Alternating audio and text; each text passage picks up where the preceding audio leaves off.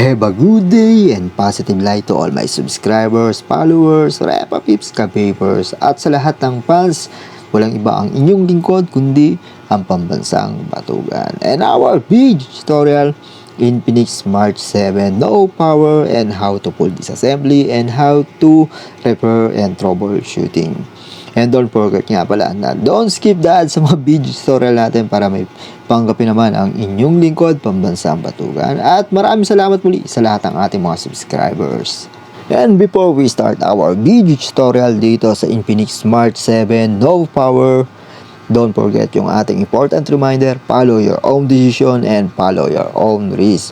Kailangan lang ninyong i-provide yung mga pambaklas natin, okay? Yung pang disassembly, light ng metal spudger, plastic spudger, screw at yung tweezer.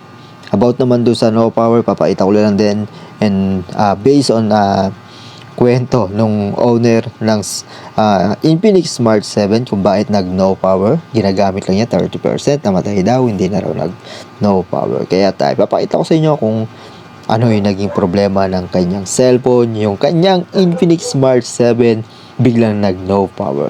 Hindi daw nabagsak, hindi daw nagkaroon ng water damage dahil maingat daw niyang ginagamit yung kanyang cellphone. Kaya sabi ko sa kanya, hindi natin malalaman to once na hindi natin i-disassembly and then hindi ma-check maigi yung motherboard. And now, last solution ko rito is kailangan kong i-check mula sa tester, i-tester yung kanyang motherboard.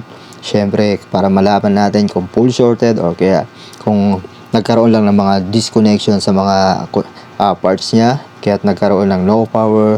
Pero about dito sa video tutorial na pinakita ko sa inyo on highlight screen natin is full shorted talaga. Bakit nag full shorted is water damage. Hindi naman siya water damage pero meron siyang chemical.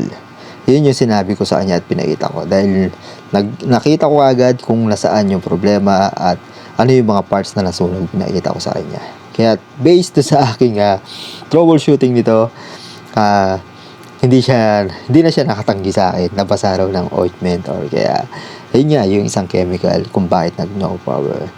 And don't forget nga pala na pa-subscribe yung ating YouTube channel at maraming salamat muli sa lahat ng ating mga subscribers, followers, Repa Pips, Ka-Papers at lalo na sa mga fans ng inyong lingkod, pambansang batugan. Sana nakapagbigay ako ng base and experience pero medyo mahirap to yung troubleshooting nito. At ingatan lang din niyo yung mga cellphone niyo at maraming salamat sa inyong lahat.